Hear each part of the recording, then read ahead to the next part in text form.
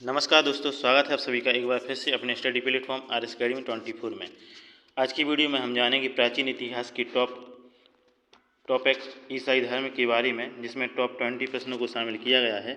इस क्लास में उन्हीं प्रश्नों को शामिल किया गया है जो बार बार परीक्षाओं में पूछे जाते हैं। तो सभी साथियों से निवेदन है कि यदि आप चैनल पर पहली बार आए हैं तो चैनल को सब्सक्राइब अवश्य कर लें। तो चलिए साथियों, शुरुआत करते हैं आज की इस क्लास का इस पहले प्रश्न के साथ। पहला प्रश्न है, ईसाई धर्म के प्रवर्तक कौन थे? तो इस प्रश्न का सही आंसर हो जाता है दोस्तों ऑप्शन बी, ईसा मसीह। ईसा मसीह ईसाई धर्म के प्रवर्तक थे। अगला प्रश्न है, ईसाई धर्म यहूदी परंपरा से निकला है। कौन सी परंपरा से निकला है? यहूदी परंपरा से। ये एकेश्वरवादी धर्म है, यानी इसमें एक ही ईश्वर को माना गया है। इसके जो प्रवर्तक हैं ईसाई धर्म के, इसके प्रवर्तक कौन है? ईसा मसीह हैं। ईसा मसीह को जीसस क्राइस्ट भी कहते हैं। इनके बचपन का नाम क्या है? यीशु या यीशु। इनका जन्म 4 ईसा पूर्व में जेरूसलम के निकट बेथलेहम में हुआ था। इनके पिता का नाम क्या था? जोसेफ यानी यूसुफ, जो एक बड़ाई थे, और माता का नाम था मेरियम यानी मेरी। अगला प्रश्न है, सबसे पहले क्रिसमस डे कब मनाया गया? तो इस प्रश्न का सही आंसर है दोस्तों ऑप्शन ए, यानी फर्स्ट 336 ईस्वी में। अगला प्रश्न है, ईसाई धर्म का पवित्र त्यौहार क्रिसमस है। कौन सा है? क्रिसमस, जो ईसा मसीह के जन्म दिवस पर मनाया जाता है। क्रिसमस डे कब मनाया जाता है? 25 दिसंबर को। सबसे पहले क्रिसमस डे 336 ईस्वी में कहाँ मनाया गया था? रोम में मनाया गया था। अगला प्रश्न है, विश्व का सबसे बड़ा धर्म कौन सा है? तो इस प्रश्न का सही आंसर है दोस्तों ऑप्शन ए, ईसाई धर्म। तो ईसाई धर्म को विश्व का सबसे बड़ा धर्म माना गया है। अगला प्रश्न है, ईसाई धर्म का पवित्र ग्रंथ कौन सा है? तो इस प्रश्न का सही आंसर है दोस्तों ऑप्शन ए, बाइबल। बाइबल ईसाई धर्म का पवित्र ग्रंथ है। अगला प्रश्न है, बाइबल को इंजिल भी कहा जाता है। इसके दो भाग बताए गए हैं, पूर्व विधान यानी पुराना नियम और नव विधान यानी नया नियम। पूर्व विधान के अनुसार यहूदियों के कर्मों तथा शिक्षाओं का उल्लेख है। पूर्व विधान में क्या है? यहूदी के कर्म और शिक्षा का उल्लेख है। और नव विधान में ईसा के उपदेश एवं कर्मों का वर्णन है। अगला प्रश्न है, बाइबल का हिंदी अनुवाद किसने किया? तो इस प्रश्न का सही आंसर है दोस्तों ऑप्शन ए, कैरी ने क्या किया है? बाइबल का हिंदी अनुवाद किया है। अगला प्रश्न है, ईसाई धर्म के लोग ईश्वर के कितने रूप मानते हैं? तो ईसाई धर्म के लोग ईश्वर के कितने रूप मानते हैं? 3 रूप मानते हैं। कौन कौन से रूप हैं वो देखते हैं हम। तो ईसाई धर्म एक ईश्वरवादी धर्म है, एक ही ईश्वर को मानने वाला ही धर्म है। ईसाई लोग ईश्वर को 3 रूपों में समझते हैं। पहले नंबर पर है ईश्वर पिता यानी परम पिता ईश्वर।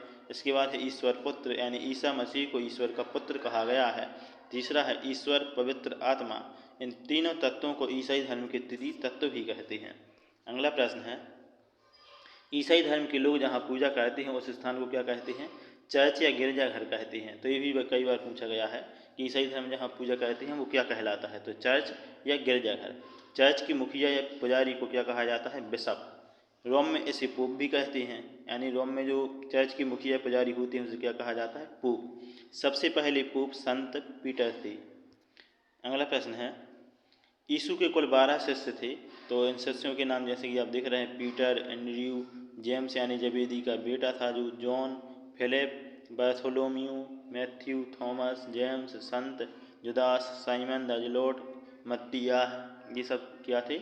यीशु के कुल 12 शिष्य थे। अगला प्रश्न है, ईसाई धर्म की कौन समुदाय नहीं है? तो इस प्रश्न का सही आंसर है दोस्तों ऑप्शन ए, यापनी ईसाई धर्म का समुदाय नहीं है। बाकी ऑर्थोडॉक्स, कैथोलिक, प्रोटेस्टेंट ये सब क्या हैं? ईसाई धर्म के समुदाय हैं। अगला प्रश्न है, सबसे पहले ईसाई धर्म को 2 भागों में बांटा गया था, कैथोलिक और प्रोटेस्टेंट। जो कैथोलिक होते हैं वो पोप में विश्वास करने वाले होते हैं, और जो प्रोटेस्टेंट होते हैं वो ईसा की शिक्षा में विश्वास करने वाले होते हैं। और तीसरा है ऑर्थोडॉक्स। ईसाई धर्म मुख्यतः 3 भागों में विभाजित हुआ है। अगला प्रश्न है, ईसा मसीह को ज्ञान किस उम्र में प्राप्त हुआ? तो इस प्रश्न का सही आंसर है दोस्तों ऑप्शन ए, यानी 30 वर्ष की आयु में ईसा मसीह को ज्ञान की प्राप्ति हो गई थी। अगला प्रश्न है, ईसा मसीह का प्रारंभिक जीवन बड़े के रूप में निकला। बाइबल में ईसा मसीह की प्रारंभिक जीवन 13 से 19 वर्ष के बीच का कोई जिक्र नहीं मिलता है। 30 वर्ष की उम्र में यूहन्ना महात्मा से ईसा मसीह को ज्ञान प्राप्त हुआ। किससे ज्ञान प्राप्त हुआ था? यूहन्ना महात्मा से। सबसे पहले इस धर्म की शुरुआत प्रथम सदी में फिलिस्तीन में हुई थी। अगला प्रश्न है, ईसा मसीह को किस शिष्या ने धोखा दिया? तो इस प्रश्न का सही आंसर है दोस्तों ऑप्शन बी, संत जुदास ने ईसा मसीह को धोखा दिया था।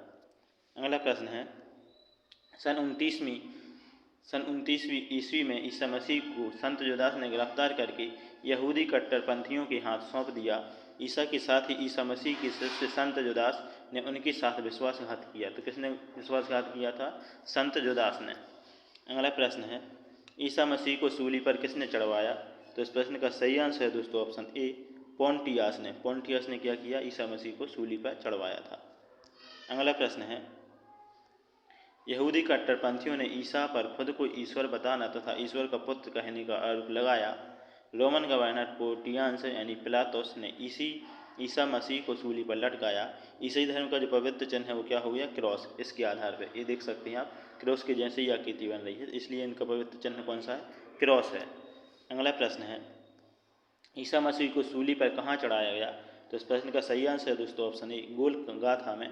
तो गोलगाथा में ईसा मसीह को क्या किया गया था? सूली पर चढ़ाया गया था। अगला प्रश्न है, ईसाई किस दिन को शुक्र दिवस के रूप में मनाते हैं? तो इस प्रश्न का सही आंसर है दोस्तों ऑप्शन ए, गुड फ्राइडे। तो गुड फ्राइडे को ईसा मसीह शुक्र दिवस के रूप में मनाते हैं।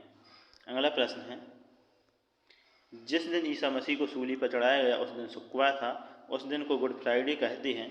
गुड फ्राइडे का मतलब होता है होली फ्राइडे या ब्लैक फ्राइडे। अगला प्रश्न है, यीशु मसीह के पुनर्जीवित होने की घटना को क्या कहा गया है? तो इस प्रश्न का सही आंसर है दोस्तों ऑप्शन ए, ईस्टर संडे। तो ईस्टर संडे के दिन क्या हुए थे? पुनर्जीवित हुए थे। तो चलिए साथियों, ये थे हमारे ईसाई धर्म पर आधारित टॉप 20 MCQ। आई होप आपको ये प्रश्न बहुत अच्छी लगी होंगी। तो हमारे चैनल RS Academy 24 को सब्सक्राइब करके बेल आइकन को प्रेस कर लें और वीडियो को लाइक, कमेंट, शेयर कर दें, जिससे आप एक बेहतर तैयारी के साथ अपना सिलेक्शन सुनिश्चित कर सकें। इसी के साथ जय हिंद, वंदे मातरम।